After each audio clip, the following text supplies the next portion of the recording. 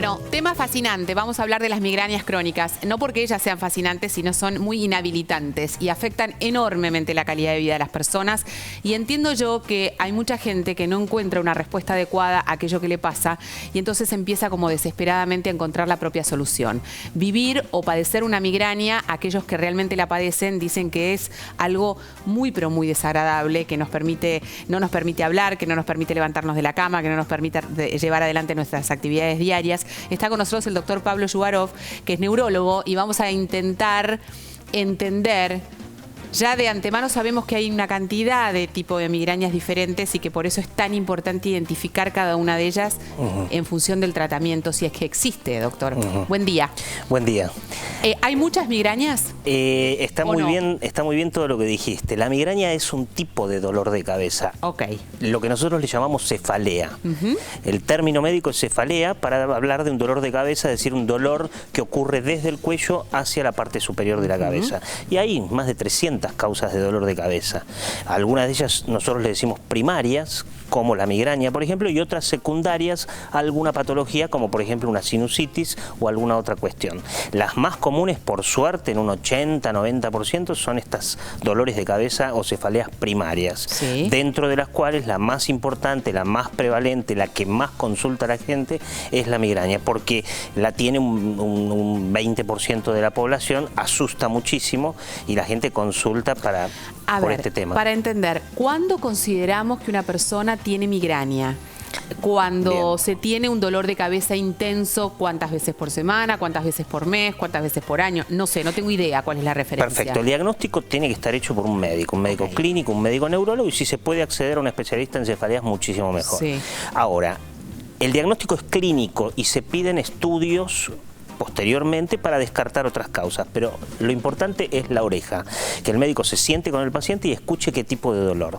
Un dolor que viene posiblemente desde la infancia o desde la adolescencia, más frecuentemente en la mujer, que le ocurre con una frecuencia de una vez por semana, una vez por mes o una vez cada tanto, que le duele la mitad de la cabeza, que siente que le late la cabeza, que le molesta la luz, los ruidos, es decir, que lo invalida, que le trae náuseas, vómitos y que prácticamente le invalida el día y no puede continuar con su actividad diaria. Esto puede ser el diagnóstico de migraña. Existen criterios diagnósticos, existen formas de llegar a un diagnóstico, pero el interrogatorio es fundamental.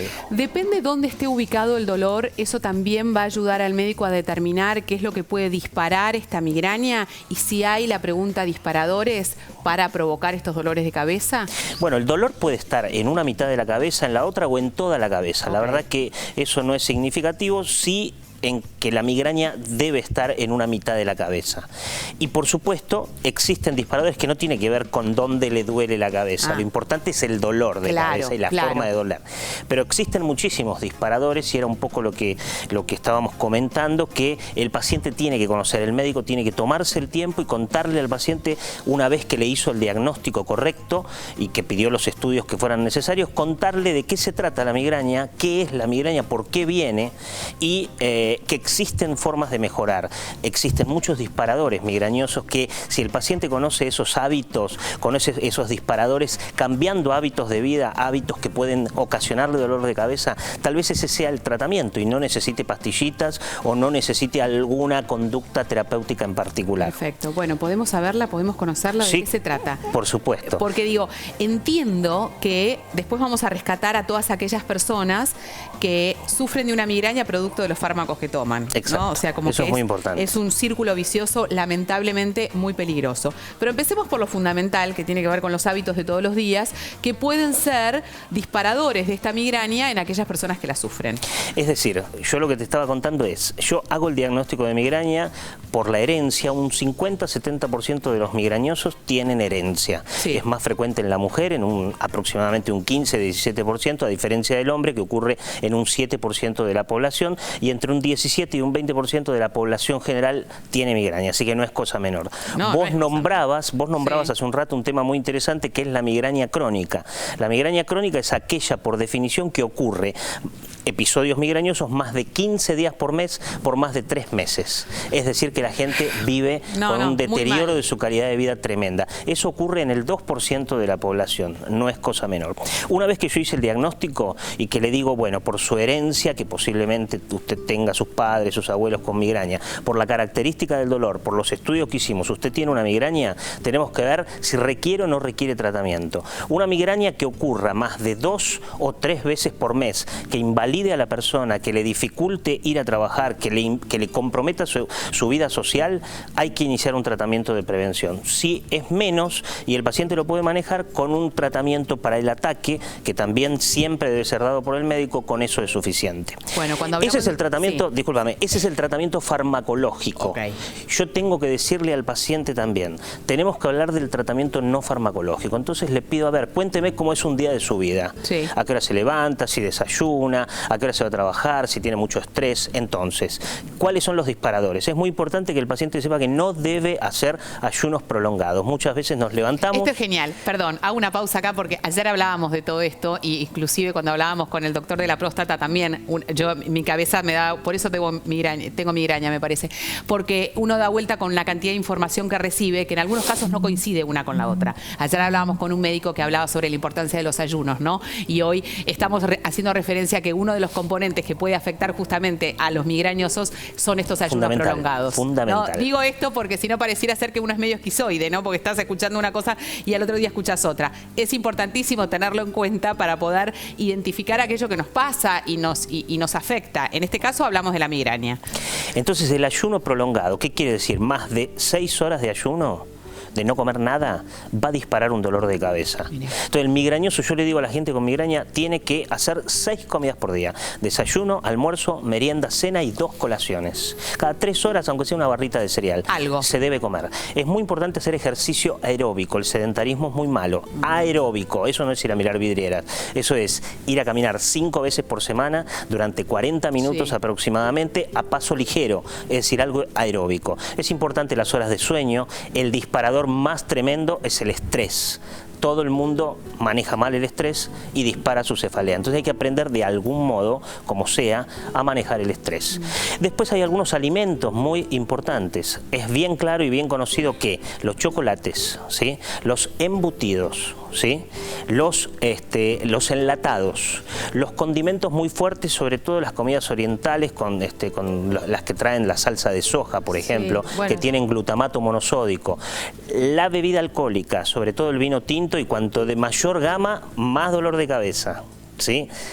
El baratija sirve más en este caso. Cuanto más importante es el vino, más dolor de cabeza. En este caso solamente, viste que cada situación es particular. Champagne, cerveza, etcétera, puede ocasionar. Por supuesto, yo nunca le prohíbo a un paciente que no puede comer ni tomar nada, sino que los excesos... Aquel que la pasa mal, o sea, estoy segura que está dispuesta a ceder todo esto con tal de no tener más dolores de cabeza. Entonces, uno lo que tiene que hacer es regular un poco toda la información que puede alterar el funcionamiento cerebral. ¿Por qué?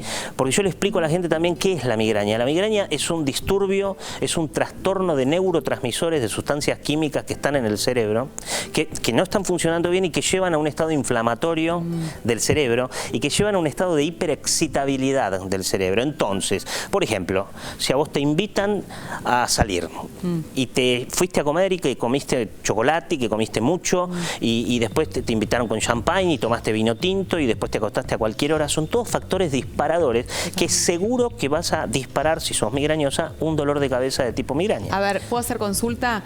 Si uno no duerme bien durante mucho tiempo y duerme bien de golpe, como me pasó ayer, que dormí muy bien después de mucho tiempo, y hoy tuve, tal cual le decía el doctor, llegué al canal con una cefalea tremenda, con este disparador, con esa sensación de tener estrellitas en los ojos y después el hachazo en la cabeza.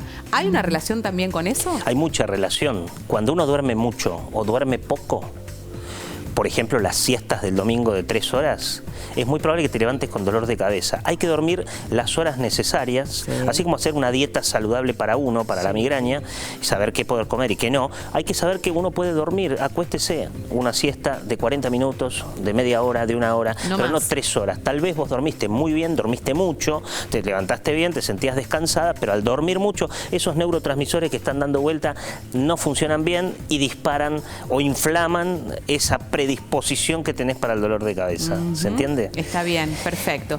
El sol también es un componente que puede afectar. El sol, la luz, el sol. El sol, los brillos muy intensos, es decir, la luz, el calor muy intenso. El ámbito en el que uno trabaja. El ámbito en el que uno trabaja. Todos los días. Los cambios de temperatura, por ejemplo, esos días nublados, con tormenta, con lluvia, con rayos, etcétera, puede alterar. La altura, por ejemplo, uno se va. Me tocó el año pasado ir a La Paz, Bolivia, a dar una charla.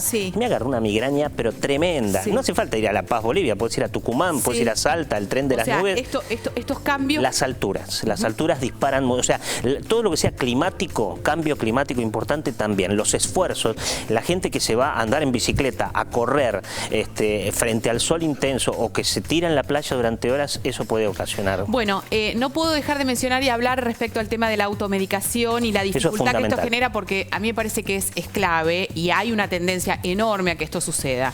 Entonces, sepamos cómo manejar el dolor de cabeza y sepamos que la automedicación, cuando uno tiene dolores de cabeza a repetición, es muy importante consultar al médico neurólogo porque hay tratamientos, hay maneras de hacer diagnóstico, hay maneras de saber que existen distintos tipos de dolor de cabeza y si uno empieza a automedicarse, es muy probable que la cefalea pueda empeorar, aparte de otras cuestiones como la presión arterial, la función del riñón, etcétera. Entonces, no se debe automedicar ni siquiera con una aspirina, ni siquiera con un ibuprofeno, absolutamente nada. Siempre hay que consultar, eso es fundamental. Y cuando hablamos de esta medicación, que obviamente también la debe dar el médico, que esa medicación de rescate, también hay otra lógica, ¿no? En algunos casos, si uno no sufre de migrañas, si tiene cefaleas esporádicas, dice, bueno, no, aguanto, espero. Y muchas veces es peor, ¿no? Es mejor atacar el Es mejor atacarlo de entrada, posible. Es medio paradójico porque uno dice, tómese enseguida la pastillita para que no, y después cuando tiene muchos dolores de cabeza, no la tome. O sea, pero esto uno hablándolo con el paciente le puede explicar. Pero hay que tomar una medicación enseguida. Yo diría que si uno tiene un dolor de cabeza muy esporádico, téngase a mano un paracetamol, que es excelente analgésico y bastante inofensivo cuando uno lo toma uno cada tanto, y nada más. Y si los dolores se vienen haciendo frecuentes, bueno, es hora de consultar al médico. Y por el otro lado, una cosita más te quiero decir, es muy importante que los pacientes consulten al médico porque hay muchísimos tratamientos.